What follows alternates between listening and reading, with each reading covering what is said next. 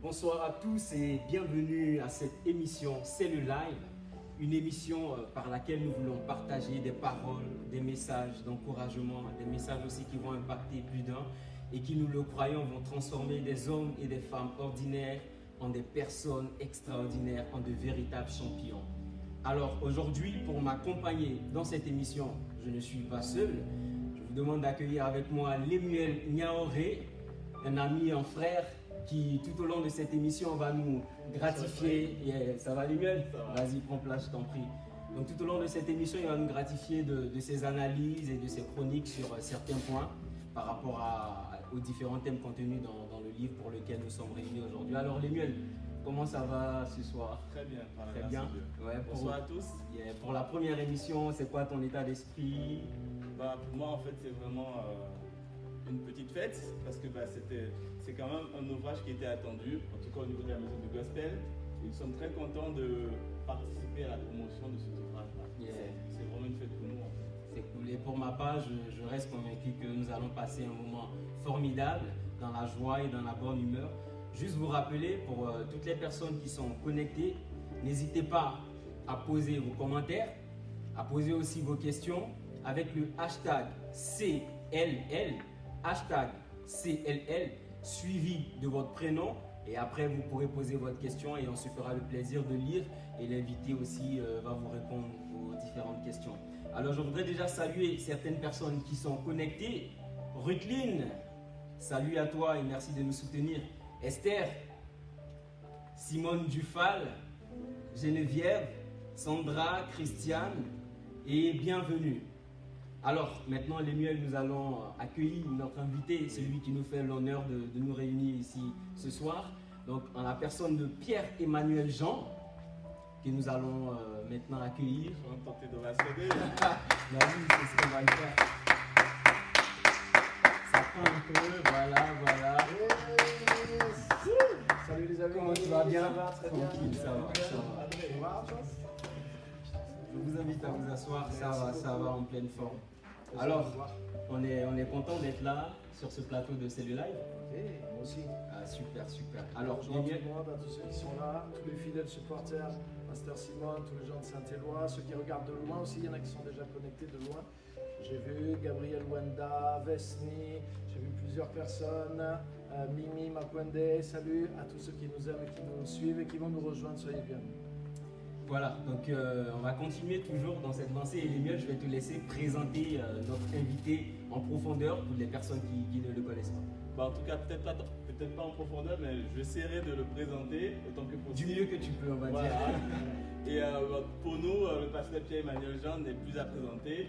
C'est vraiment un père de la maison, c'est le père de la maison, c'est un père pour nous. Même pour ceux qui ne le connaissent pas, Pierre-Emmanuel Jean est pasteur fondateur des églises Mission Gospel Centre International et qui est originaire de l'Aurillac, précisément, enfin, un département de l'Auvergne, pour ceux qui ne le connaissent pas.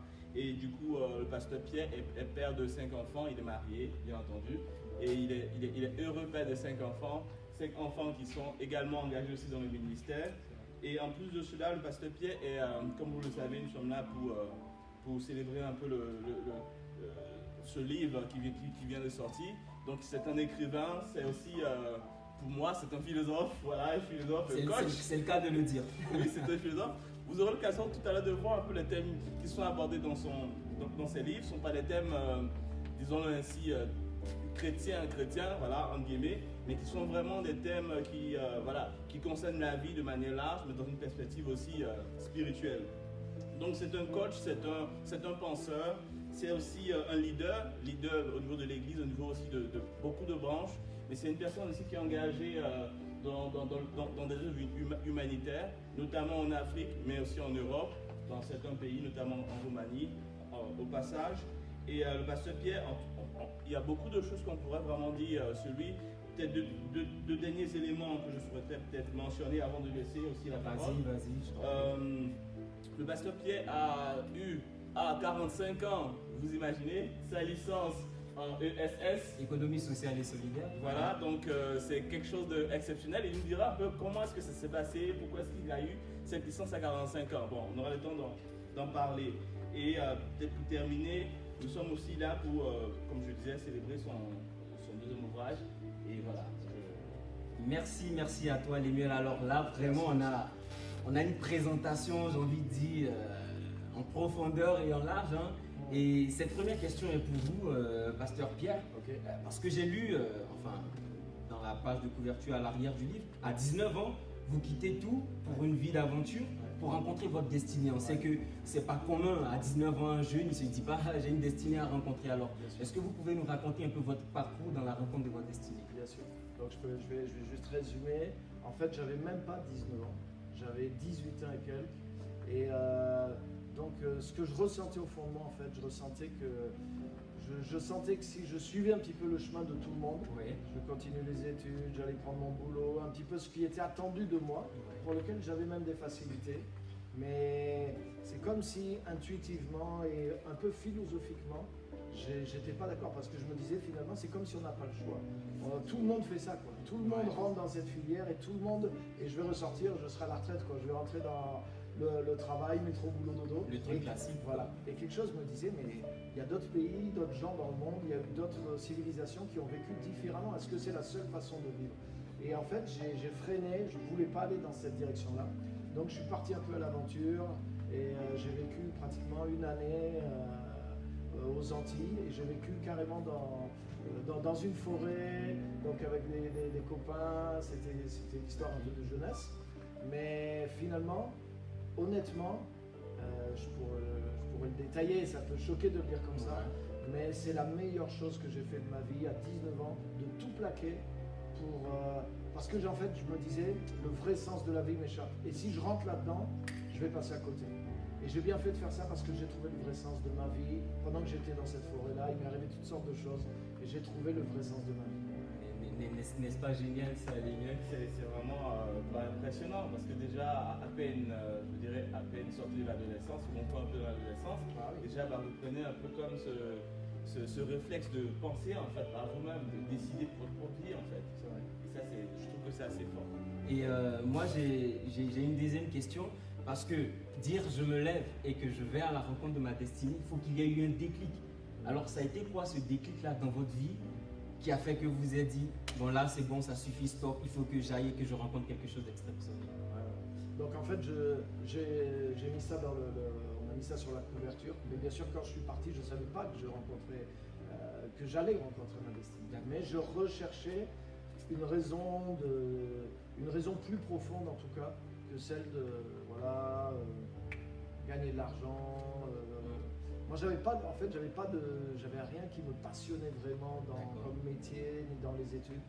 À l'époque, la chose que j'aimais le plus c'était la musique, mais je voyais qu'il y avait une autre raison de vivre qui m'échappait. Et donc c'est ça que j'ai cherché. Et en fait mon raisonnement, influencé par les musiques que j'écoutais à ce moment-là, ça a été finalement si je me déconnecte de la société qui nous pousse vers quelque chose et que je reviens un peu vers l'état de nature, vers l'origine des choses, je vais sûrement trouver les raisons profondes de l'existence. C'était ça mon idée. En revenant vers la nature, par le retour à la nature, je vais sûrement reconnecter avec l'origine de la vie et donc les vraies raisons d'être. Et quelque part, ça m'est arrivé. Cette quête que j'avais m'est arrivée parce que c'est là que j'ai trouvé, pas la création seulement, mais le créateur. Et en découvrant le créateur dans la création, j'ai trouvé ma raison d'être aussi. Super témoignage. Et juste rappeler le titre du livre, donc ne vous contentez pas d'exister, comme vous pouvez le voir. Et c'est le second livre du pasteur Pierre-Emmanuel Jean. Le premier qui avait pour titre « Existe-t-il une vie avant la mort ?» Et là on voit « Ne vous contentez pas d'exister », c'est quand même des titres forts. Et donc on a envie de dire que le pasteur il aime un peu tout ce qui va créer le choc. Et pourquoi en fait avoir choisi ce titre « Ne vous contentez pas d'exister » ? Alors ça a été un parcours aussi pour trouver le titre. Mais le titre, en tout cas, je suis très content du titre parce que je pense que tout le monde le comprend. Ça suscite quelque chose dans tout le monde. Ça répond à une question qui est un peu posée, même si elle n'est pas claire, mais elle est là. C'est une question latente un peu, je pense, chez tout le monde. Et le thème du livre est vraiment dans cette question.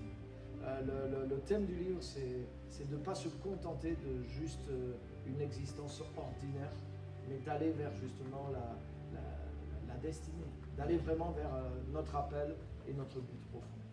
Peut-être aussi, si Ephraim, tu pourrais ajouter, Parce qu'on sait un peu, bon, pour ceux qui étaient peut-être dans les coulisses du livre, Ouais. vous aviez un petit comité de lecteurs pour donner un avis. C'est vrai. Vous avez eu peut-être beaucoup de propositions de thèmes et vous avez expliqué pourquoi est-ce que vous avez retenu ce titre-là. Ouais. Mais en revanche, on voit par exemple sur la page, la première page, on voit ce gouvernail en fait. Ouais. Qu'est-ce qu'il représente pour vous ce gouvernail? Absolument.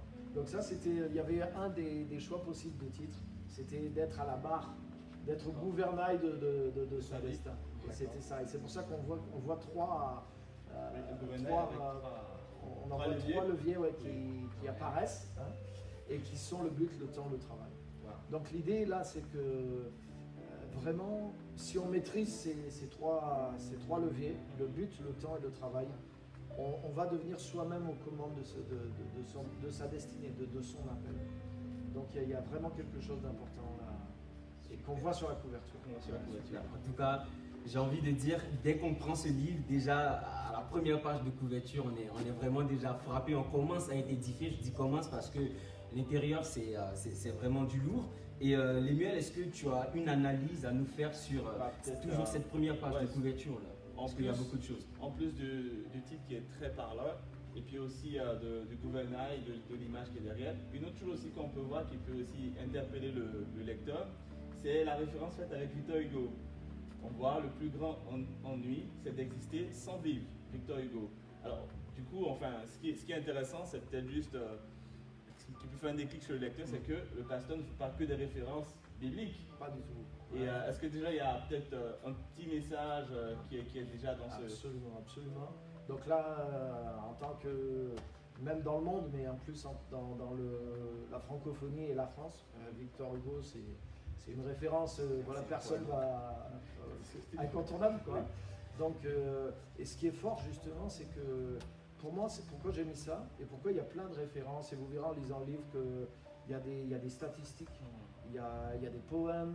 Il y a des références bibliques, il y a des références d'hommes d'affaires, il y a des références d'écrivains, D'inventeurs aussi. d'inventeurs, de littérature. Donc il y a toutes sortes de références. Pourquoi? Parce que, comme tu disais en introduction, les thèmes qui sont là sont des thèmes universels. C'est-à-dire que c'est des choses qui sont profondes et inhérentes à chaque être humain.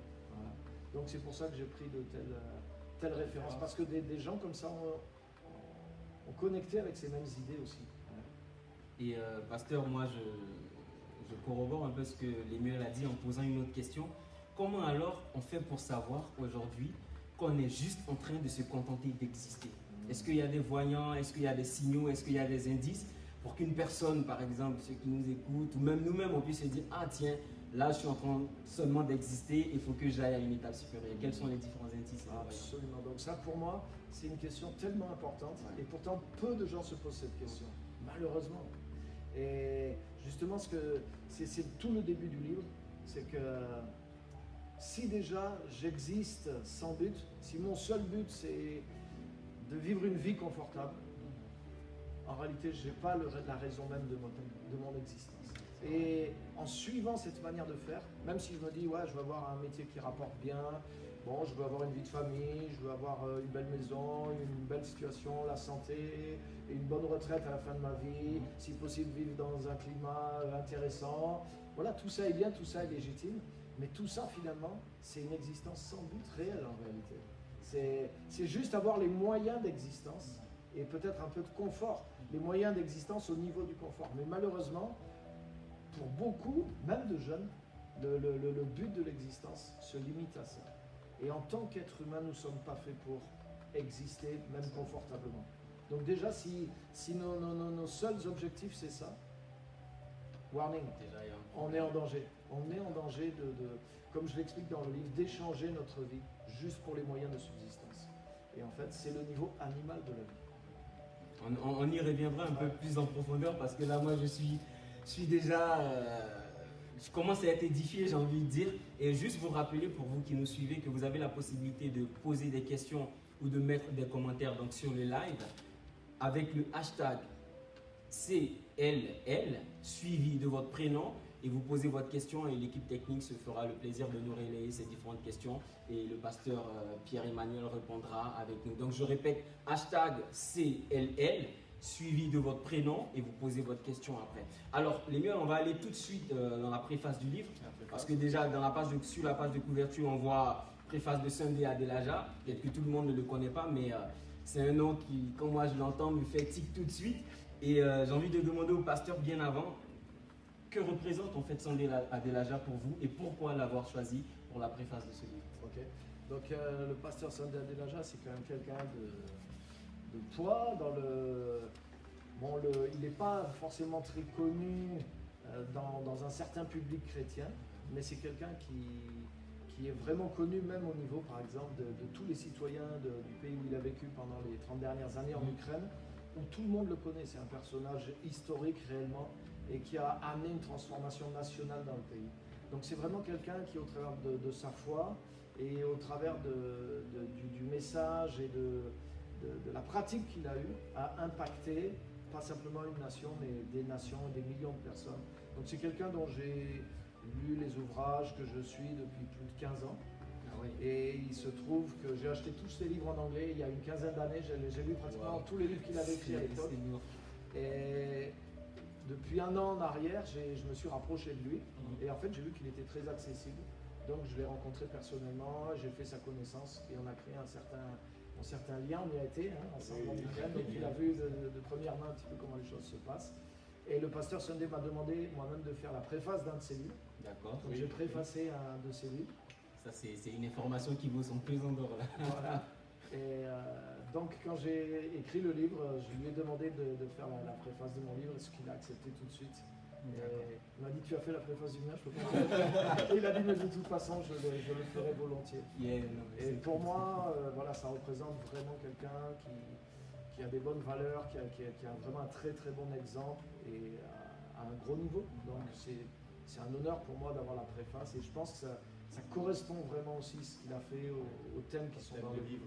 Donc c'est pertinent par rapport au livre. Ouais. À vous entendre, je ne sais pas pour toi Lémuel, mais on a l'impression que le pasteur, il s'entoure aussi de personnes qui ont la même vision que lui pour pouvoir avancer, comme le cas de Sunday Adelaja. Déjà, est-ce que tu peux nous faire une chronique dressée déjà sur une personne aussi qui a motivé son entourage par rapport aussi au titre de ce livre? Alors donc du coup, peut-être pour présenter un peu mieux le docteur Sunday Adelaja, qui n'est pas très connu généralement dans la francophonie. Bon, enfin, je ne veux pas tout dire sur lui parce qu'il y a beaucoup de choses à dire, juste quelques éléments, mais aussi qui, comme le pasteur l'a dit aussi, qui vont dans le sens du livre.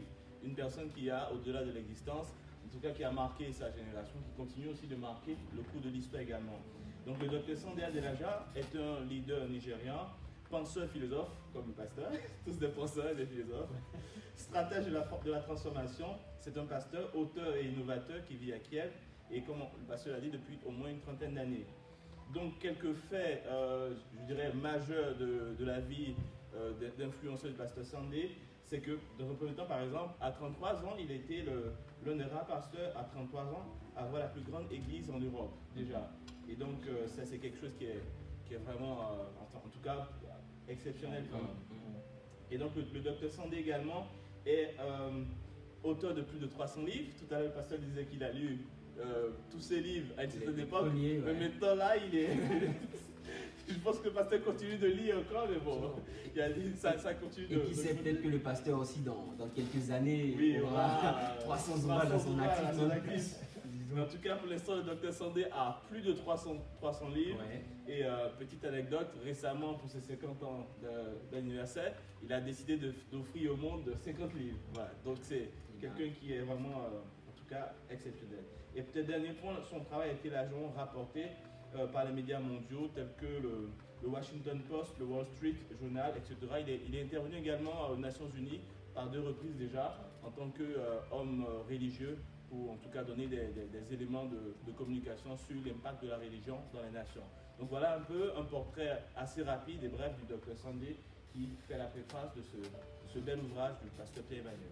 Franchement, à entendre tous ces témoignages, j'ai une question là qui me vient en tête, pasteur. C'est parce que dans votre livre, on voit qu'il y a 3 grands axes. Oui, absolument. Il y a le but, le temps et le travail. Ouais.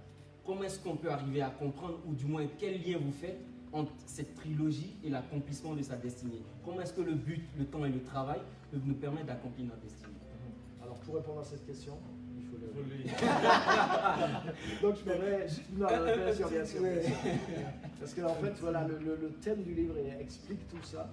Et il veut éviter justement ce que je montre dans le livre, ce que je veux éviter, c'est que des fois le mot destiné, il peut prendre le sens pour certaines personnes, le sort, un destin, Fatalité. voilà, de fatalité exactement.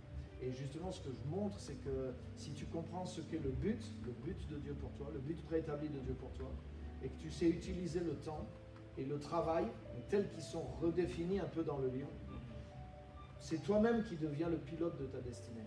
Donc c'est pas quelque chose qui dépend de l'extérieur, c'est pas quelque chose qui dépend des forces spirituelles non plus, ni des circonstances, mais c'est quelque chose qui peut dépendre de toi, parce que c'est comme ça que Dieu a voulu les choses. Et ça, c'est quelque chose qui échappe à beaucoup de gens, même des chrétiens qui ont les notions, pourtant certaines des notions, mais certaines des notions leur échappent et du coup ils ne sont pas aux commandes de leur destinée et ils n'avancent pas. Le plan de Dieu dans leur vie n'avance pas et certains n'y rentrent même pas. Donc là, j'ai fait exprès de montrer comment on peut devenir les porteurs de notre propre projet, devenir vraiment le pilote de notre destinée. Et en lisant le livre, vous verrez, c'est pratique, c'est un livre pragmatique. Il part des racines révélées, mais il devient pragmatique. Voilà. Et à entendre un peu la définition que vous donnez et comment est-ce qu'il faut prendre le but, le temps et le travail, on a l'impression, ou on dirait que dans le livre, vous avez redéfini ces trois entités Absolument. de manière différente que le monde peut la comprendre. Est-ce que vous pouvez un peu nous donner un peu plus? Alors ça, c'est la clé en fait, parce que en réalité, on vit dans un monde qui impose sa propre culture. Et en fait, c'est une vision du monde. Il y a une vision du monde qui est transmise, même si on se dit non, on est neutre, on est laïque, on laisse chacun penser comme il veut, mais on propose quand même quelque chose. Donc, si je propose quelque chose de neutre, je veux influencer personne, mais donc je dis qu'il n'y a pas de Dieu, qu'il n'y a pas de force surnaturelle, et donc mais j'impose une vision du monde. Mais cette vision du monde, elle va être complètement différente aussi. Donc forcément, le problème qui se passe, c'est que beaucoup de chrétiens sont dans cette culture-là et sans s'en rendre compte. Ils ont une vision de que faire avec ma vie, c'est quoi le temps et c'est quoi le travail, mais la vision de ces choses-là est celle qui leur a été communiquée par leur environnement et leur culture. Et en réalité, la parole nous révèle sur ces points-là des conception différente. Complètement. Donc la vision du monde est différente si on part à partir de la révélation. Et là, si on se forge une mentalité en accord avec ça, mais on va pouvoir diriger notre vie autrement. Donc je donne vraiment ces éléments-là.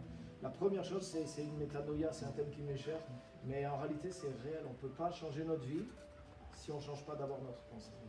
Et c'est ça la définition de métanoïa, changer ses pensées. Limuel, est-ce que tu veux réagir? Est-ce que tu as une question là qui te vient par rapport à... il y a déjà deux choses en fait, moi qui me frappent. Bon, la première c'est une remarque, c'est une question. Ouais. C'est que dans un premier temps, on voit que finalement, et c'est ce qui est fort en fait, c'est que le pasteur redonne définition à des concepts qu'on a l'habitude en fait d'utiliser, de côtoyer tous les jours en fait.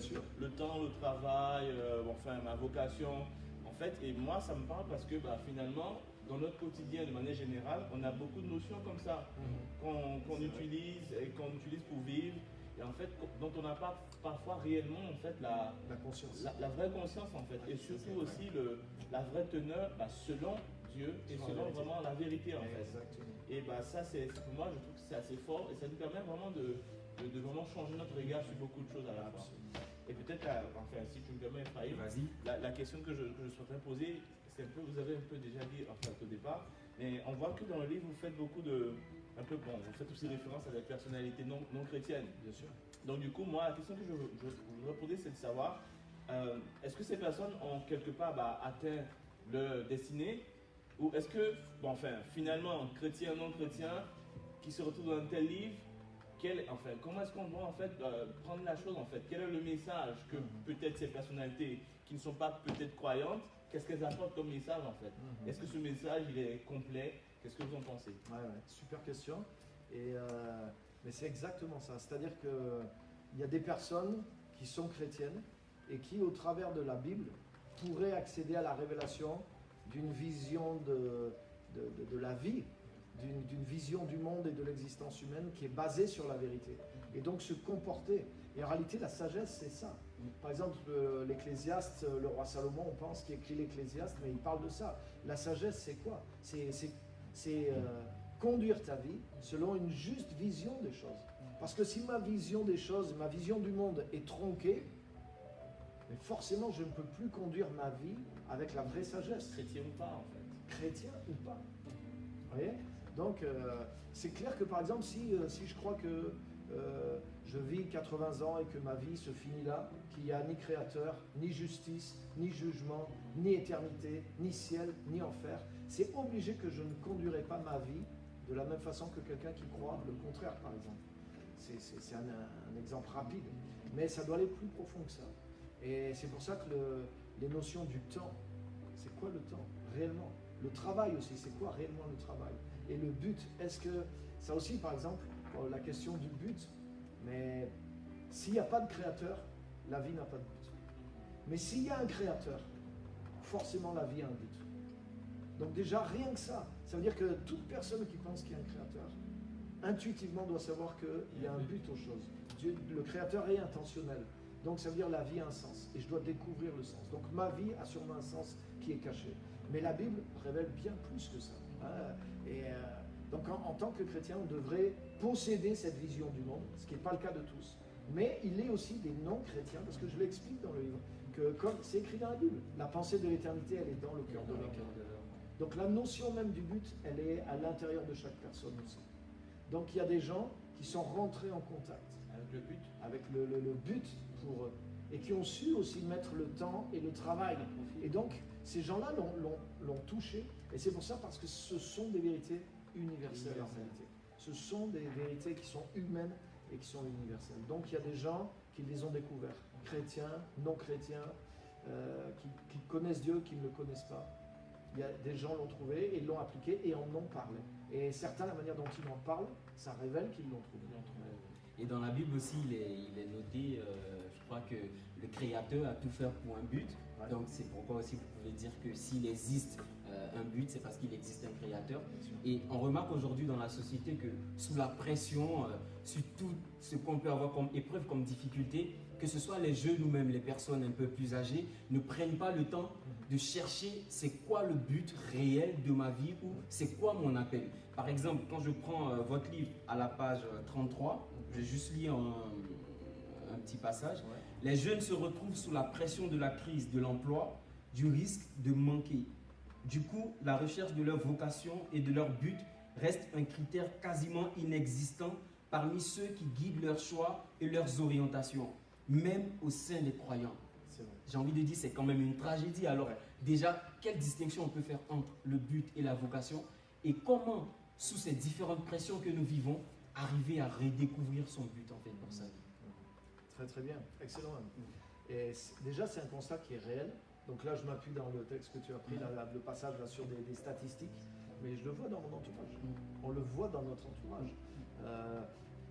En fait, les personnes, même les jeunes et souvent les croyants, ils suivent le plan de tout le monde, c'est-à-dire essaye d'aller le plus loin possible dans tes études pour avoir la meilleure place possible dans la société. Donc là, je suis plus dirigé par but, ni par vocation, mais je suis dirigé par intérêt quelque part. Et c'est-à-dire comme la majorité des gens essayent d'avoir la meilleure des places. Cours dans la course et essaye d'être un des premiers dans la course. Quoi. Et c'est triste que, en tant que croyants, nous on a la révélation dans la parole de Dieu que Dieu a un but pour nous. Et c'est clair, hein, si vous lisez les 3 premiers chapitres du livre, c'est vraiment clair. Donc qu'est-ce qu'il faut faire pour changer ça? La première chose à faire pour moi, c'est de refaire notre façon de penser et de vraiment croire. Parce qu'en réalité, le système que le monde nous propose demande de la foi. Parce que quand tu te lances dans tes études, regarde, tu es capable de venir de l'étranger, de sacrifier du temps, sacrifier ta vie de famille, sacrifier beaucoup d'argent, sacrifier des années de jeunesse, perdre le contact avec tes bien-aimés et prendre un risque. Parce que qui sait si tu vas réussir tes études? Qui sait si tu vas tenir jusqu'au bout? Mais ta foi, que si tu arrives au bout et que tu as une bonne place, ta vie sera meilleure. Ce qui est vrai, quelque part. C'est pas faux. Mais ça veut dire que tu es prêt à mettre ta foi dans un système pour obtenir une promesse. Mais puisque tu es prêt à faire ça, pourquoi je ne peux pas avoir foi dans les promesses de Dieu dans l'appel que Dieu a sur ma vie, dans la vocation que Dieu a sur ma vie, et d'atteindre le but et de me former pour le but que Dieu me donne. D'autant plus que Dieu dit, si je cherche d'abord son but, le reste aussi me sera donné par-dessus. Parce que ça aussi, c'est une logique facile pour un croyant. Si Dieu, s'il y a un créateur qui a prévu qu'on vive pour un but, il a fait les arrangements pour que tout notre temps ne soit pas monopolisé uniquement pour manger, pour boire, pour avoir un toit et pour survivre. Et effectivement, cet arrangement existe. Jésus a été très clair. Il a dit, si vous ne faites pas comme ceux qui cherchent d'abord ces choses, il a dit, vous cherchez d'abord le royaume de Dieu et sa justice, et toutes ces choses vous seront données par-dessus. Donc ça veut dire que nous, on a des promesses supérieures. On n'a pas juste la promesse que si on poursuit ce but, on va l'atteindre, mais on a non seulement cette promesse-là, mais on a la promesse aussi.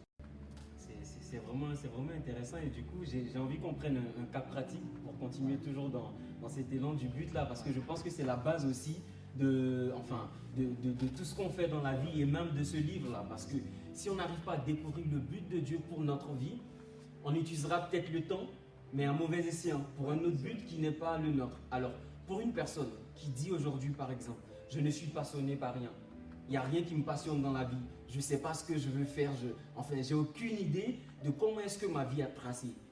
Quelle réponse vous pouvez apporter à une telle personne pour lui dire, voici les étapes qui ne sont peut-être pas exhaustives ou absolues, mais pour redécouvrir en fait ton but et pour sentir cette passion-là de ta vie pour atteindre quelque chose d'exceptionnel. Donc super, très bonne question. Comment identifier le but en fait? Donc déjà, il y a deux choses dont je parle dans le livre. Je ne vais pas tout dire, hein, sinon après, pas tout dévoiler le livre. Mais il y a vraiment une...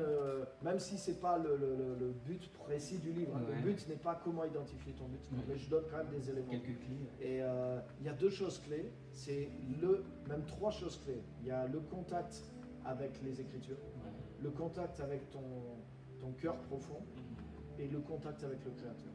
Et si tu utilises ces trois clés-là, tu vas trouver ton but rapidement.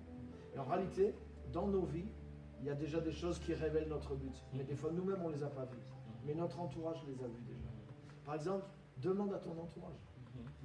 Par exemple, Moïse a commencé à faire la justice entre les Hébreux. Moïse a délivré un Hébreu d'un Égyptien. Et les Hébreux lui disent, qui t'a établi chef et juge sur nous? Donc ça veut dire que les autres voyaient très bien ce qu'il allait faire. Mais lui, il ne voit pas. Mais les autres le voyaient sur lui. Donc des fois, ton entourage, les choses qui te révoltent, ça peut être les choses qui te passionnent, les choses qui te révoltent. L'injustice me révolte. La faim dans le monde me révolte. Comment je vais pouvoir... Comment moi, par exemple, je me dis, mais je vais aller faire mes études, je vais gagner mes 4 000 € par mois, j'aurai tous les années des super vacances, une super famille, et je sais qu'il y a la majeure partie du monde qui n'a pas de quoi manger tous les jours, et je peux vivre comme ça tranquillement. J'espère que tout le monde ne peut pas. Parce que pour moi, c'est anormal. C'est anormal de dire je vais vivre 40 ans comme ça et je vais envoyer 10 € par mois de l'autre côté du monde et en toute bonne conscience. Il y a un problème profond. Il y a un problème profond. Pour moi, c'est pas être humain, il y a un problème. Donc en tant qu'être humain, on devrait être dérangé par ça. Et ce que j'aime, moi, c'est que quand tu as 16 ans, tu es comme ça. Pourquoi quand tu en as 25 ou 30, tu t'es pas fait laver le cerveau, tu t'es fait salir le cerveau. On t'a pollué pour que tu deviennes égoïste, que tu penses qu'à tes petites factures. Ah ouais, là j'ai que la Citroën, j'ai que le modèle 2016. Il faut absolument que là j'achète le modèle 2019 qui va bientôt sortir. Et que tu sois que dans des choses comme ça. Vous voyez ce que je veux dire? Donc il y a vraiment quelque chose là qui permet d'identifier, c'est ce qui se passe dans mon cœur. Et je dirais, il y a des rêves de jeunesse qu'on doit faire mûrir, mais il ne faut pas les abandonner. Il ne faut pas les jeter à la poubelle. Ce n'est pas la folie de la jeunesse. C'est des choses qui sont dans ton cœur en tant qu'être humain et qui sont bonnes. Tu dois mûrir, mais tu dois les atteindre. Si la faim dans le monde te révolte, fais quelque chose pour la faim dans le monde. Ça, c'est vraiment C'est une chose simple, hein, mais vous voyez, tout le monde a des choses qui révoltent et qui... Mais ça veut dire que tu peux faire quelque chose aussi. Le problème, c'est que si on ne fait rien, et qu'on se lance dans quelque chose qui n'est pas, on finit par mettre à mort ces choses-là, et on devient finalement insensible. Au bout d'un temps, on devient complètement insensible à ces choses-là, mais elles étaient en nous. Donc vous voyez, ça c'est quelques pistes. Et en lisant le livre, vous allez découvrir vraiment les éléments plus précis. Il y a des tests aussi dans le livre, qui vous permettent d'identifier où vous êtes. Oui, exactement. Oui. On a vu ça, je pense que les miens y reviendra Oui, un peu c'est sur sûr. la fin, parce que je pense que c'est ça aussi la force de ce livre.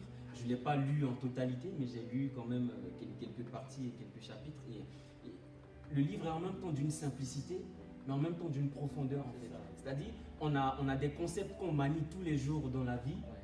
Mais à la lecture de ce livre, on se dit, ah, peut-être que j'avais donné une mauvaise définition, peut-être que j'avais mal recadré ma pensée par rapport à ces concepts-là. Et je pense que ça peut vraiment nous donner des clés pour pouvoir découvrir notre but et atteindre notre destinée. Donc, pour ceux qui nous rejoignent, nous sommes en train de parler du livre du pasteur Pierre-Emmanuel Jean. Ne vous contentez pas d'exister, qui est paru aux éditions MDG, Maison du Gospel, et que vous pouvez avoir au prix de 14 €, mais bon, on y reviendra à la fin. Et n'hésitez pas à poser vos questions, à mettre vos commentaires déjà sur le live. Ça nous permet déjà d'interagir avec vous, de savoir ce que vous pensez et aussi de répondre à vos questions.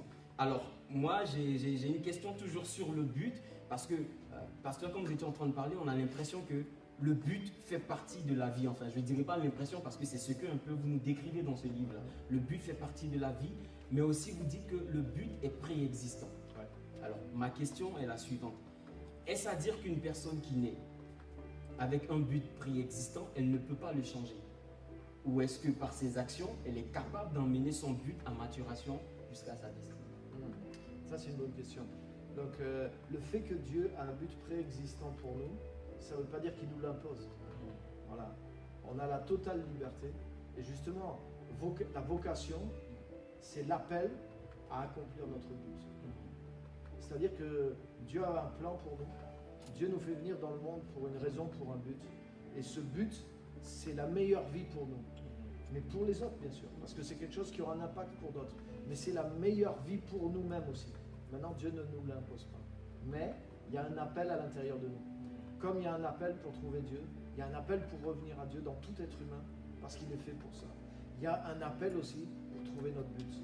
Donc, au travers des circonstances, au travers des gens, on va être attiré par des gens qui sont dans ce but. On va, normalement, vous voyez, les choses qui sont dans notre cœur vont nous parler, vont nous appeler, mais en même temps, Dieu nous laisse toujours le libre arbitre. On peut aller au contraire, on peut faire de notre vie totalement autre chose si on veut, mais la vie optimale, c'est celle qui est dans notre but. J'aimerais rebondir sur cette question, si vous avez failli. Et en fait, vous avez dit passer un peu plus tôt que même parfois des personnes qui, sans faire de clichés, hein, des personnes qui n'ont pas forcément une croyance, qui ne sont pas forcément chrétiennes ou religieuses, parfois ces personnes aussi, et plusieurs d'entre elles d'ailleurs, arrivent à toucher en fait le but. Et moi, ma question c'est de savoir, est-ce qu'il y a plusieurs manières de toucher son but? Et du coup, dans ce sens, est-ce qu'il y aurait un intérêt pour une personne qui n'est pas forcément croyante, chrétienne, religieuse, si du moment qu'elle touche son but, pourquoi est-ce qu'elle devrait encore chercher Dieu par exemple? Si vous dites qu'une personne qui n'est pas forcément, entre guillemets, qui connaît Dieu ou pas, elle touche son but, pourquoi est-ce qu'elle devrait après chercher Dieu? Donc est-ce qu'il y a plusieurs manières et quel est l'intérêt pour cette personne de chercher Dieu et par exemple de lire le livre par exemple, si déjà elle touche son but? Très très bonne question. Donc le fait de toucher son but, c'est la meilleure façon de vivre notre vie sur terre par rapport à ce que nous faisons. Mais si je ne touche pas Dieu, il y aura une limite dans la manière dont je vais toucher mon but, voilà, et l'impact même que je vais avoir sur l'autre. Et ça aussi, c'est dans les textes. En fait, c'est extraordinaire parce qu'il y a une dimension universelle que j'ai dégagée dans les textes, avec des textes comme Jérémie 1 par exemple, qui montre qu'il y a un but préexistant, ou le psaume 139. Mais quand tu lis Éphésiens 2, tu vois la même vérité, mais qui est transposée dans la nouvelle naissance. Nous sommes son ouvrage, créé en Jésus-Christ pour de bonnes œuvres que Dieu a préparées d'avance afin que nous les accomplissions. Ça veut dire que le même principe est là, mais il est comme dans un autre niveau. Il est amplifié en fait. Il est amplifié. Parce que la capacité d'un homme naturel dans son but, même si c'est un but préexistant, c'est la meilleure capacité possible, mais elle reste naturelle. Tandis que la capacité de quelqu'un qui est recréé en Christ, c'est une capacité surdimensionnée. Même un chrétien qui n'est pas dans son but peut faire l'extraordinaire. Il peut aimer ses ennemis. Il peut donner sa vie pour le monde. Mais s'il touche son but, c'est ce qu'a fait Jésus. Il y a des gens, par exemple, j'en parle dans mon livre, des héros qui ont changé le cours du monde. Mais Jésus, ça n'a rien à voir. Parce que c'est pas juste un homme, c'est un homme né de Dieu, qui est rentré dans le but de Dieu pour un homme né de Dieu, et qui a eu l'impact d'un fils de Dieu sur la terre en fait. Donc c'est pas simplement un homme naturel qui impacte le monde avec son but, c'est un homme surnaturel, c'est-à-dire c'est vraiment l'homme tel que Dieu l'avait voulu sur terre, et qu'on peut devenir. Et l'impact de son but est inégalable. Et sera jamais inégalable. Et ça, si tu me Vous permets, voyez, Si tu me permets, non, attends d'abord si tu me permets, parce que sinon je vais me perdre. En fait, le pasteur a dit un truc qui est génial. En fait, c'est pas qu'un homme, en fait. Jésus, c'est pas qu'un homme, c'est quelqu'un qui est né de Dieu, qui accomplit en fait le but de Dieu pour sa vie. Moi, ma question, c'est de savoir, donc, est-ce que pour accomplir son appel ou pour rentrer dans le but de Dieu pour sa vie, il faut être d'abord né de Dieu? Pas forcément. pas forcément. Pas forcément. Donc, expliquez-nous un peu, parce que tu vois, c'est là où il y a vraiment cette petite Je pense nuance. que si j'ai bien compris ce que le pasteur s'est expliqué, c'est que, pas forcément, mais en revanche, celui qui est né de Dieu et qui rentre dans son but n'aura pas le même impact que celui qui n'est pas né de Dieu et qui rentre dans son but. Parce qu'ils n'ont pas la même capacité. Oui. Tu n'as pas la même capacité. Je peux faire une course avec une 2 chevaux, je peux faire une course avec une Lamborghini. Et tu peux gagner une course de 2 chevaux et tu peux gagner une course de Lamborghini. Ouais. C'est pas la même chose. Ouais. Et là, c'est un peu ça. Eh ben, De manière imagée, quoi. Oui. Mais c'est un peu ça. C'est vraiment ça. Et enfin, je ne sais pas si. Je crois que vous abordez aussi enfin, cette notion de but, même au-delà aussi de la vie terrestre aussi. Vous parlez aussi, il me semble, dans le livre, comme aussi de la dimension de la destinée, comme quelque chose qui va au-delà d'une vie liée au temps, par rapport aussi à la notion du temps. Donc, est-ce que finalement, cet impact, est-ce que c'est pas peut-être un impact qui n'est pas que matériel, Bien sûr. mais qui rentre aussi dans une dimension de l'éternité aussi? C'est exact. C'est ça? C'est ça. L'impact d'une destinée, il est éternel. Parce qu'en fait, tous les gens qui ont vraiment provoqué une destinée hors du commun, ils ont toujours été associés à des valeurs sublimes. Vous voyez, par exemple, je parle de Nelson Mandela ou Martin Luther King, tous les gens que l'humanité reconnaît pour des héros. Et c'est à ces gens-là dont on se réfère et auxquels on pense pour vraiment des destinées qu'on veut imiter. Bien sûr, il y a des gens célèbres, malheureusement, mais qui ont plongé l'humanité vers le bas aussi. Et donc, bien sûr, c'est pas cela. Mais ces gens qui sont dignes d'être des vrais héros, si on regarde bien, ils se sont associés à des valeurs qui sont des valeurs sublimes. Et en réalité, ces valeurs sont toutes des valeurs qui viennent du royaume de Dieu.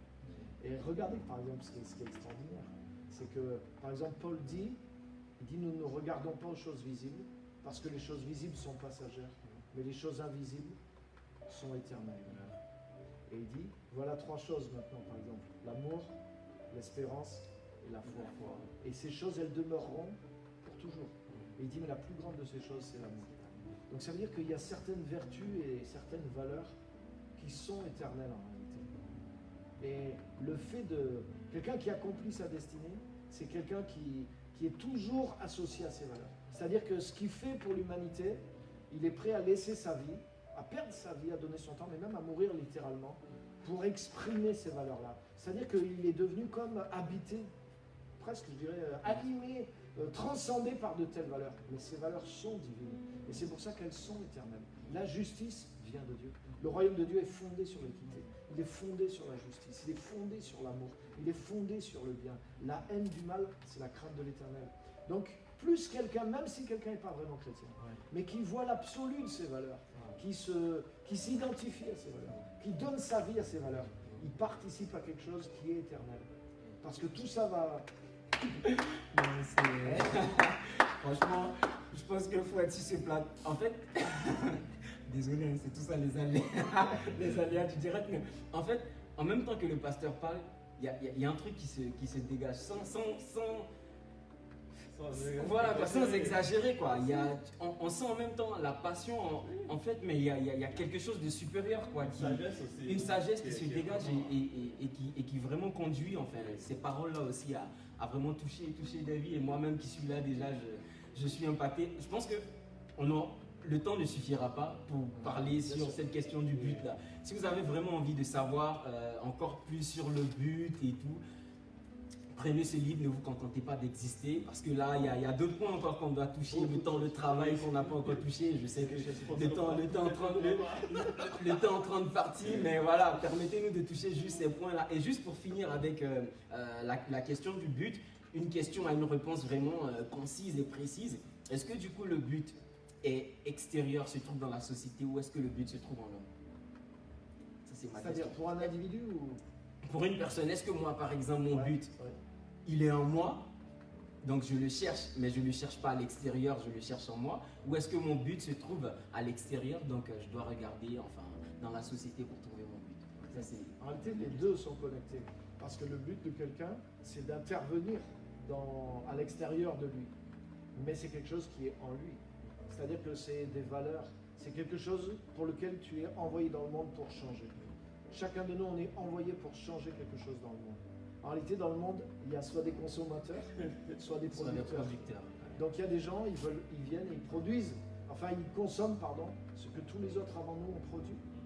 Et la meilleure destinée de tout homme, bien sûr, tout homme profite de ce que les générations passées ont amené, mais des fois quand tu rentres dans des toilettes, c'est marqué merci de laisser cet endroit dans le même état que vous l'avez trouvé. Mais malheureusement, il y en a, ils le laissent pire que quand ils sont rentrés. Mais moi je dirais que quand tu rentres dans le monde, il y a un panneau qui dit prière de laisser Cet endroit cet dans un endroit meilleur dans- état. dans un meilleur état que vous Yeah. l'avez trouvé quand vous êtes entré. Ouais. Et c'est exactement ça. Est-ce qu'on vient juste pour consommer et balancer nos ordures dans ce monde, ou est-ce qu'on vient pour laisser quelque chose qu'on doit produire? Et Dieu a mis en chaque être humain, la capacité de laisser quelque chose de meilleur avant qu'il s'en aille. Est-ce Et que c'est ça, un c'est peu le but. Donc ce but, il est en toi, puisque tu es doté de ça. Donc les dons, les talents sont en toi. Les réactions par rapport à ce que tu dois changer, elles peuvent venir quand tu passes devant.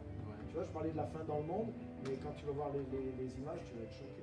Par exemple, si le racisme pour toi c'est intolérable, mais moi je me rappelle, c'est quelque chose qui est fort en moi. Moi je me rappelle là, quand j'étais jeune, j'ai vu le film Roots, Racine, et quand j'ai vu ce film, ça m'a choqué profondément. Parce que c'est quelque chose qui est en moi. J'ai vu plein de films qui traitent d'autres causes dans l'humanité, hein. J'ai vu des choses qui sont dures, mais ce film m'a marqué par exemple. Et je sais que c'est connecté avec mon destin.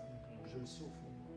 Donc dans ma vie, et ça se voit, tu vois, ma manière d'être, rien que ma manière d'être, je parle même pas de militer simplement, mais il y a quelque chose en moi qui est différent par rapport à ce parce que c'est à l'intérieur de moi. Mais j'ai quelque chose à faire aussi, publiquement aussi par rapport à ça. Je dois militer par rapport à ça.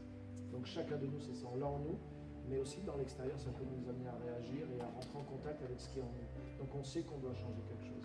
Après, ce qu'il faut, c'est pas avoir peur aussi.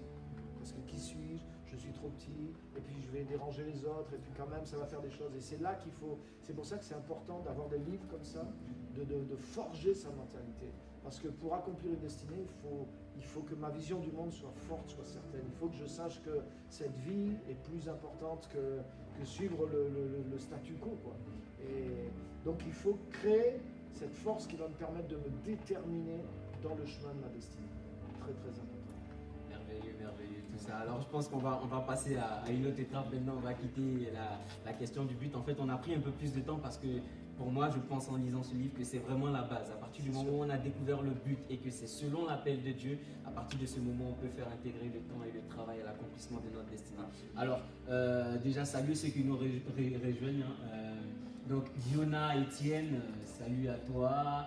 Alors, Daniel, Jean, salut à toi. Marc, Laurore, salut à toi. Et ce que j'ai envie de faire là, pasteur, c'est de prendre en même temps quelques questions. Comme ça, on va jongler comme ça avant d'aller sur le temps.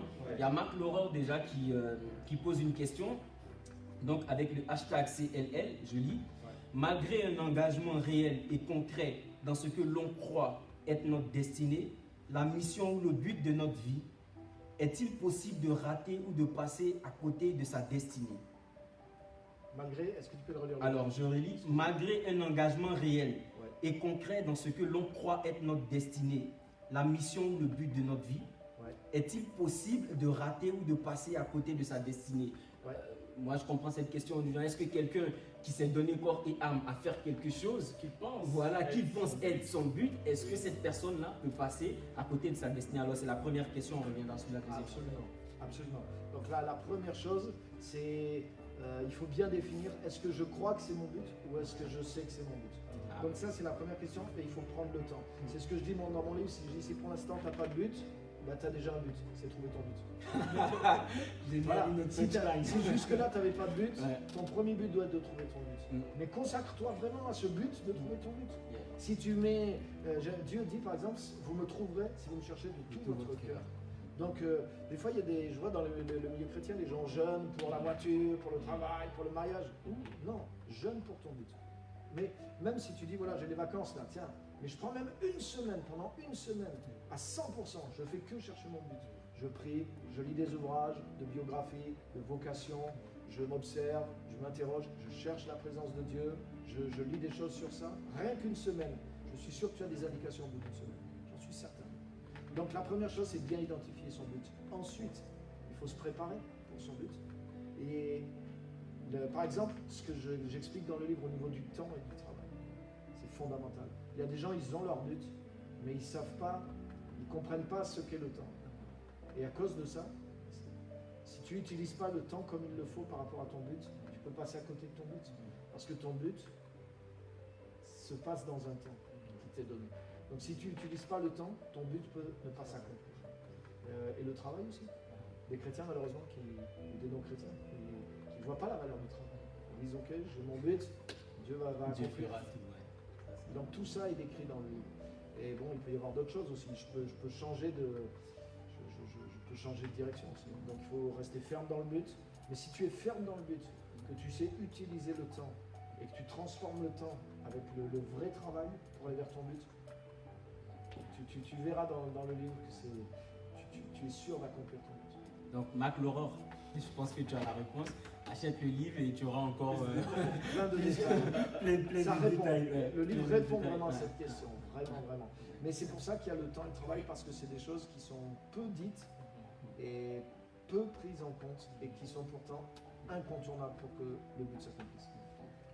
Alors, Merci Marc. il continue un peu dans sa question. Je pense qu'on a... Enfin, j'avais déjà posé la question un peu plus haut, on avait répondu, mais peut-être qu'il vient d'arriver. Si vous pouvez juste donner une brève réponse. Ouais, okay. Il dit, donc si oui, alors si on peut se tromper de destinée, de but et tout, quels sont les différents indices pour trouver le bon chemin? Surtout en ayant déjà consacré des années, des mois, des semaines, enfin, peut-être toute une vie, finalement, qui ne savait pas être notre comme objectif. Donc, il demande quels sont les différents moyens ou les indices pour pouvoir en réalité découvrir son chemin quand on a passé toute sa vie à Ok. Ben, on a répondu. Hein, on a répondu, c'est ce que je disais. Donc là, la nuance, c'est juste, même si c'est des années après, ben, je dirais qu'il faut être d'autant plus rapide. Et il faut regagner nos années perdues. Donc là, ça revient sur. On va tomber sur la question du temps. Voilà, et c'est exactement ça. Ça veut dire que là, je ne peux plus du tout plaisanter avec le temps. Mais il faut savoir une chose, c'est que Moïse a commencé sa vraie vocation à 80. Donc il y a eu sûrement le temps avant était un temps de préparation, mais il n'est pas rentré vraiment. Donc à 40 ans, il avait déjà des signes, mais c'est que 40 ans plus tard. C'est aux 2 tiers de sa vie qu'il est vraiment rentré dans son appel. Donc c'est jamais trop tard. Jésus a fait tout ce qu'il a fait en 3 ans et demi. Il s'est préparé pendant 30 ans, mais il a accompli tout ça en 3 ans et demi. Donc je peux avoir 1 an devant moi, et en 1 an, je peux vraiment laisser quelque chose de fort dans le monde. Donc c'est jamais trop tard d'identifier son but. Et une fois que tu l'as identifié, donne tout le temps qui te reste. Il y a une des citations dans le livre qui dit ça. Le plus important, c'est le temps qui nous reste. Et c'est vrai. En plus, ça c'est vrai qu'on n'est pas regarder forcément tout ce qui est passé, mais tirer les leçons du passé et vraiment aller comme une course à fond sur les derniers. Même avec mes enfants, admettons que j'aurais été un mauvais père, j'ai loupé quelque chose avec mes enfants, mais je peux passer les 10 dernières années de ma vie dans les regrets par rapport à ça, ou en 10 ans, je peux faire quelque chose de tellement extraordinaire avec eux que je peux non seulement effacer, mais je peux sublimer. C'est ça. Mon vrai regret devrait me conduire. C'est pour ça que des fois, la vision claire des choses ne suffit pas. Parce que par exemple, ça c'est l'usage du temps. C'est-à-dire, oui, je vois que j'ai mal agi en tant que père mes 30 dernières années. Ok, mais la vraie question, là où ça doit m'amener, c'est maintenant avec les 10 ans qu'il me reste comme père, qu'est-ce que je dois faire maintenant pour maximiser et pour passer par-dessus tout, tu vois? Donc je peux avoir conscience de mon erreur, je peux voir le but que je devrais avoir, mais je dois maintenant travailler à utiliser le temps à accomplir ce but. C'est génial. Alors, franchement, moi, je pourrais rester, je pense, sur ce plateau-là toute cette soirée, mais bon, rassurez-vous, on ne va pas le faire. Limuel, est-ce que tu as une question? Du coup, là, on va entrer maintenant sur le temps et le travail parce que le temps est déjà parti. Donc, peut-être qu'il faut aborder. Voilà, est-ce que voilà, on va juste parler maintenant du temps et du travail et voilà, pour les personnes qui ont vraiment envie de savoir plus, n'hésitez pas, on va vous donner les différents contacts pour se procurer ce livre à la fin. Mais ne vous contentez pas d'exister, ne vous contentez pas de regarder ce live.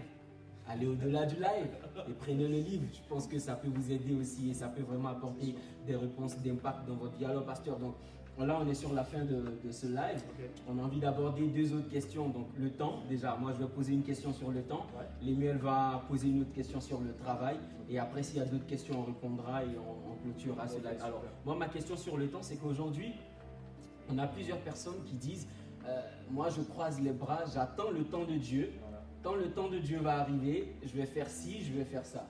Ma question, c'est de savoir déjà comment comprendre le temps de Dieu et comment racheter le temps si on l'a perdu. Voilà. Excellent. Ça, c'est les questions centrales comme ça.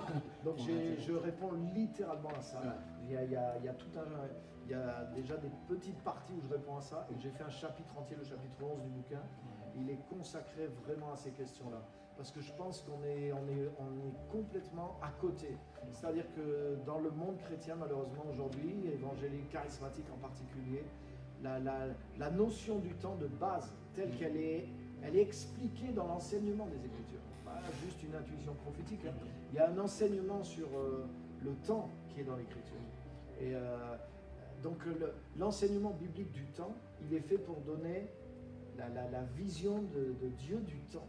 Et à partir de là, c'est la base sur laquelle tu dois manager ta vie parce que tu as la bonne vision du temps. Donc ensuite, toute révélation spécifique de tel temps de Dieu, de telle prophétie, elle va venir par-dessus parce que tu as acquis déjà une notion du temps biblique. Quoi.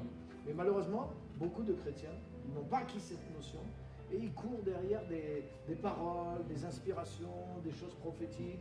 Oui, moi j'entends tellement de choses. J'ai entendu par exemple, ah voilà, cette année c'est l'année de l'accélération. Comme si parce que c'est 2018, ça va accélérer. Mais je vais te dire une chose prophétique très puissante, c'est que si tu n'accélères pas, 2018 n'accélérera pas ta vie. Et en fait, on passe des années comme ça, où ça suscite de l'espoir, mais il faut être réel. C'est qu'au bout du cumul de ces années, rien ne s'est passé. Parce qu'en réalité, c'est ce que j'explique là. Là, accrochez-vous les amis, vous êtes prêts? C'est que ça va accélérer. Si tu comprends la notion biblique du temps, c'est-à-dire la vérité, le temps est fait pour te servir. Donc si toi tu attends que le temps à venir produise quelque chose dans ta vie, tu prends le temps comme un maître. Tu dis, ah voilà, 2020, c'est l'année qui va produire ça dans ma vie. C'est l'année qui va vraiment accélérer, c'est l'année qui va vraiment amener la faveur de Dieu, c'est l'année qui va vraiment faire le réveil, c'est l'année qui va vraiment faire la bénédiction. Mais tu attends, c'est une idolâtrie. Tu attends du temps, le temps est quelque chose de neutre que Dieu t'a donné.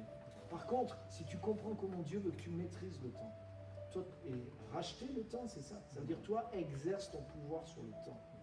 Au lieu d'attendre que le temps exerce un pouvoir sur toi, j'attends que le temps exerce un pouvoir sur moi. Et c'est ça la fausse espérance qu'il y a dans beaucoup de chrétiens. Maintenant, il y a des choses que Dieu a prévues dans son agenda, mais il ne nous regarde pas. J'ai montré un passage biblique qui décrit ça. Le temps qui te regarde, c'est le temps que Dieu t'a confié, 24 heures par jour. Toi, fais tout ce que tu dois faire par rapport à ton but, en travaillant avec ces 24 heures chaque jour que Dieu te donne. Si tu fais ça, tu seras à l'heure quand le temps de Dieu va venir. Je peux vous donner plein d'exemples. Les vierges sages, les vierges folles. Quand le temps de Dieu, c'est-à-dire un temps qui n'appartenait qu'à Dieu, le retour, la venue de l'époux est arrivée. Les seules qui ont été prises, c'est celles qui avaient utilisé leur temps à se préparer et à mettre de l'huile dans leur main. C'est par là. Je pense que là, n'en dites pas plus si vous voulez découvrir. Donc, ne laissons pas, j'ai envie de dire, le temps faire notre temps, utilisons notre temps, travaillons dans notre temps pour atteindre le but de Dieu pour notre vie. Lémiel, si tu as une question sur le travail. Oui, rapidement sur le travail, en fait, mais peut-être en 30 secondes. Dans le chapitre 10, vous dites la machine a transformé le temps. Ça, je trouve que c'est tellement original, en fait. Et justement, je cite une partie que vous avez aussi évoquée. Le temps de lui-même n'accomplit rien, sinon que passer. Mais une fois capturé, il devient utile et productif au moyen du travail. Et ça, c'est vraiment intéressant. Et juste, en fait, ma question, vous avez un peu abordé, c'est foi et attente. Vous avez abordé un peu foi et attente et par rapport aussi à la notion de paresse. Et du coup, vous l'avez dit un peu, mais Du coup, est-ce que vous trouvez finalement que les chrétiens, entre guillemets, sont paresseux au final, sous le prétexte de la foi en fait, en disant bah j'attends que Dieu fasse mon miracle, j'attends de plus en plus pour tel sujet. Est-ce que finalement les chrétiens ne sont pas plus en fait finalement endormis par la paresse en fait que par la foi? Malheureusement, oui. Et c'est triste. Mais il y a toute une partie, justement, qui se trompe sur la nature de la foi. Et alors que, par exemple, l'athée, sachant que Dieu ne va pas intervenir dans ces histoires, et ben qu'est-ce qu'il fait? Il devient responsable de sa vie. Et il cherche à produire son avenir. Et en fait, en faisant ça, il utilise les lois de Dieu. Et c'est lui qui arrache la bénédiction. Et qui arrive devant le chrétien des fois. C'est triste. Alors que le chrétien, il a la foi. Il sait qu'il y a une bénédiction supérieure même encore de Dieu sur lui. Mais du coup, il ne fait rien, il attend. Non.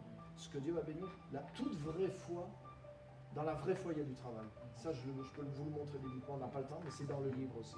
La foi sans les œuvres. Œuvre, c'est quoi? Œuvre, littéralement, c'est un travail. Mais le vrai travail, justement, un ouvrage. Donc la foi sans les œuvres, elle est morte. Donc c'est une illusion. De croire une foi passive, c'est pas la vraie foi. Eh ben, je pense que là, c'est une bonne fin pour cette émission. Franchement, je répète encore, donc ne vous contentez pas d'exister. Le livre du pasteur Pierre-Emmanuel Jean, paru aux éditions MDG, à 14 €. Donc, n'hésitez pas vraiment à vous le procurer. Et déjà, ma question à votre endroit, pasteur, c'est de savoir quels sont les différents points de vente où on peut se procurer ce livre, s'il y a des adresses mail, des adresses mail, voilà, pour pouvoir se procurer ce livre. Ok. Donc, le mieux pour l'instant, c'est de le commander directement sur l'adresse mail qu'on va afficher, qui est mon adresse mail, voilà. Sur le mail que vous voyez là, PierreMJN, voilà, vous pouvez le commander là et vous payez par PayPal ou par chèque et je vous l'expédie. Ça, c'est la meilleure façon. Bientôt, il va être distribué par des librairies, mais le libraire va profiter de mon livre. Donc, je préfère que ce soit moi qui en profite plutôt que le libraire. Donc, c'est mieux si vous le commandez. Et en plus, vous aurez le meilleur des prix, parce que c'est moi-même qui vais faire le prix. Je voudrais dire que le livre est à un bon prix, parce que c'est un livre de plus de 250 pages, qui est dans un certain format, un certain poids. Donc, j'ai fait exprès un tarif qui soit raisonnable pour ce livre-là. Donc, la meilleure façon de l'avoir, c'est de le commander directement sur le mail. Donc, le mail Pierre, donc P-I-E-R-E-M-J-N, je répète pour ceux qui n'arrivent peut-être pas à lire, donc P-I-E-R-E-M-J-N, @highcloud.com. Mais à la fin de ce live, on va vous mettre déjà les différentes informations sur Facebook et même sur le Facebook du pasteur aussi pour que vous puissiez voir comment vous le procurer. Je pense qu'il est possible aussi de se le procurer même en étant en Côte d'Ivoire, donc à Abidjan. Bientôt, voilà. Bientôt, il va être disponible au Sénégal à partir de décembre, c'est sûr. Là, je suis en train de travailler avec une librairie sur Abidjan et qui elle-même peut faire la promotion sur d'autres pays francophones de l'Afrique de l'Ouest, Bénin, Togo. Donc, il risque d'être vraiment disponible bientôt dans cette zone. Et il est disponible aussi en version numérique sur Amazon. Donc, s'il n'est pas aujourd'hui, c'est demain ou après-demain, mais c'est imminent. Hein. Peut-être qu'il est sorti déjà. Alors donc nous sommes à la fin de ce live. Merci à vous d'avoir participé donc à cette émission. C'est le live. Et voilà, je crois que c'est avec un réel plaisir qu'on a ensemble partagé. Je pense qu'on a eu des paroles d'impact qui, je crois, j'en suis convaincu, ne resteront pas, qui ne se contenteront pas d'être sortis, mais qui produiront un fruit réel, palpable et touchable dans la vie de chacun de nous. Lémuel, est-ce que tu as un dernier mot de fin en 30 secondes? Parce que là, le livre est bien sûr disponible au local de la Maison du Gospel à Clermont-Ferrand, facilement, sans frais. 4 rue de la Bruyère. Voilà. Oui. Ben, en fait, moi, 30 secondes, pour moi, c'est que le livre, c'est un cumul aussi de sagesse, d'expérience aussi. Et aussi, quand on voit aussi les dédicaces, les témoignages, on voit que ceux qui ont donné en fait des mots, on montre aussi que l'auteur, c'est vraiment un vécu en fait. Et j'aurais même dit finalement, c'est un peu comme un livre qui vient boucler un cycle aussi de réflexion de la part du pasteur, donc qui est vraiment une mine d'or en fait. Et donc que Dieu soit béni pour ce Amen, résultat. amen, amen. Et la parole, la conclusion au pasteur, est-ce que vous avez, si on doit retenir une chose de ce livre, de ce live, ça serait quoi? Je dirais la chose je ne suis pas obligé de me contenter d'exister. Et je dirais, écoute ton cœur, parce qu'au fond de toi, tu sais que la vie, c'est plus qu'exister. Et ne deviens pas trop adulte et trop raisonnable pour faire taire cette voix, mais au contraire, ressuscite cette voix. Arme-toi des armes qui sont dans ce livre pour pouvoir suivre ce que ton cœur t'a toujours dit au fond de toi. Amen. Je pense qu'on ne pourrait pas finir autrement que sur ces belles paroles. Alors si vous avez aimé ce live, je crois qu'il y aura encore d'autres sessions, d'autres éditions. Vous pouvez réclamer parce qu'il y a des questions sur lesquelles on n'a pas trop insisté. Donc le pasteur, dans sa grâce, peut-être encore nous fera le bonheur de refaire un autre live. Mais merci à vous d'avoir suivi ce live avec nous. Merci à Jules Coucou, à Charlène Laurore, à Neva Eruti, à Nathanaël Nicourt que je salue, la dame de fer. Merci à Julien Laurore, à Simone Dufal, à Marina, à Kevin Aboyonis, à Thierry, à Benita Oui, à Presse, à Justine, à Cathy, à Rachel Rivas, à Viona Etienne et à Wilson, à Jérémy, à Néné, à Kobe Bandi, salut depuis Lyon je crois, Charles Keke, Marlène Ponguet, Abraham, Daniel Jean, je pense que les noms sont multiples, Anthony Virginie, Ignace, voilà, vraiment merci à vous tous et ça a été un réel plaisir. Merci aussi à la technique, à Jefté Laurore, à Julien Laurore, merci à l'INSEE pour les questions et merci à l'ensemble du groupe, merci à la production, à la réalisation et c'était le live. À bientôt pour une émission nouvelle encore pour d'Impact. Et nous, pendant ce temps, on va se faire dédicacer nos livres quand même, pasteur. On va profiter. Tu peux lancer le chant de la fin.